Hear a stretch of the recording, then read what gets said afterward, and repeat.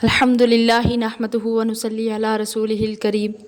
رب اشرح لی صدری ویسر لی امری واحلل عقدۃ من لسانی یفقہوا قولی۔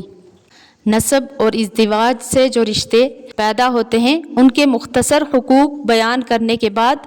اب ایسے میت کے ترکہ کا حکم بیان کیا جا رہا ہے جس کو اولاد اور والدین کچھ بھی نہ ہو۔ اعوذ باللہ من الشیطان الرجیم، بسم اللہ الرحمن الرحیم۔ وَإِن كَانَ رَجُلٌ يُورَثُ كَلَالَةً، اور اگر وہ مرد کہ جس کی میراث ہے اور وہ کلالہ ہے یعنی اس کا باپ بیٹا کچھ بھی نہیں ہے، اَوْ امْرَأَةٌ، یا عورت ہو یعنی یا کوئی عورت ایسی ہو کہ اس نے میراث چھوڑی ہو اور اس کا باپ بیٹا کچھ نہ ہو، وَلَهُ أَخٌ، اور اس میت کے ایک بھائی ہے، اَوْ أُخْتٌ، یا بہن ہے، فَلِكُلِّ وَاحِدٍ مِّنْهُمَا السُّدُسُ، تو دونوں میں ہے ہر ایک کا چھٹا حصہ۔ تو یہاں اخیافی بہن بھائی کا ذکر ہے، جو ماں شریک بہن بھائی ہوں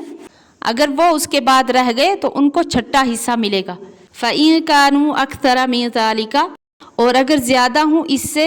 فَهُمْ شُرَكَاءُ فِي الثُّلُثِ مِن بَعْدِ وَصِيَّةٍ يُوصَى بِهَا أَوْ دَيْنٍ، تو سب شریک ہیں ایک تہائی میں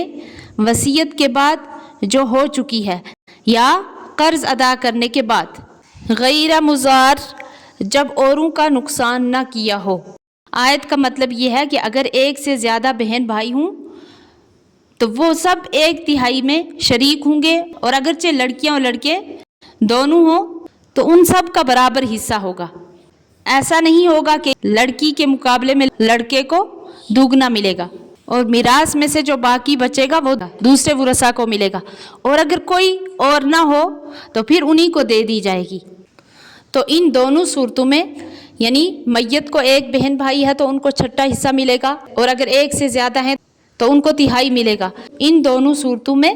یہ میراث وصیت کے مال نکالنے کے بعد جس کی وصیت کر دی جائے، یا اگر اس کا قرض ہے تو اس کو ادا کرنے کے بعد ملے گی، بشرطے کہ وصیت کرنے والا کسی وارث کو تکلیف نہ پہنچائے، مثلا تہائی مال سے زیادہ کی وصیت نہ کرے۔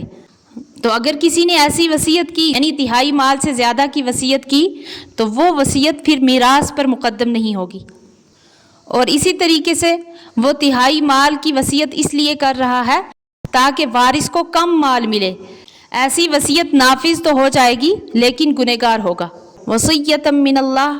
یہ حکم ہے اللہ کا،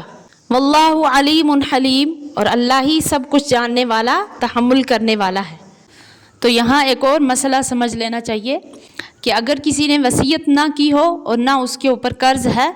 تو تجہیز و تکفین کے بعد جو بچا ہوا کل مال ہے وہ وارثوں میں تقسیم ہو جائے گا، اور اسی طریقے سے اگر وصیت کرنے والا وارث کے حق میں وصیت کرتا ہے تو یہ باطل ہو جائے گی۔ اگر کسی نے اپنے لڑکے، لڑکی، شوہر یا بیوی کے لیے یا اور کسی ایسے شخص کے لیے وصیت کی جس کو میراث میں حصہ ملنے والا ہے تو اس وصیت کا کچھ اعتبار نہیں۔ تو یہاں پہ جو لفظ غیر مضار فرمایا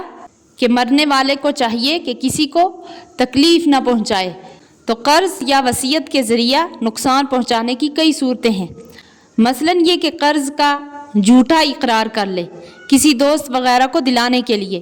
یا اپنے مخصوص مال کو جو اس کا اپنا ذاتی مال ہے یہ ظاہر کر دے کہ یہ فلاں شخص کی امانت ہے تاکہ اس میں میراث نہ چلے، یا ایک تہائی سے زیادہ مال کی وصیت کرے، یا کسی شخص پر اپنا قرض ہو اور وہ وصول نہ ہوا ہو لیکن جھوٹ یہ کہہ دے کہ اس سے قرض وصول ہو گیا تاکہ وارثوں کو نہ مل سکے،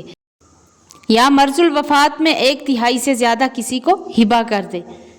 اللہ تعالیٰ صحیح سمجھنے کی توفیق عطا فرمائے، آمین۔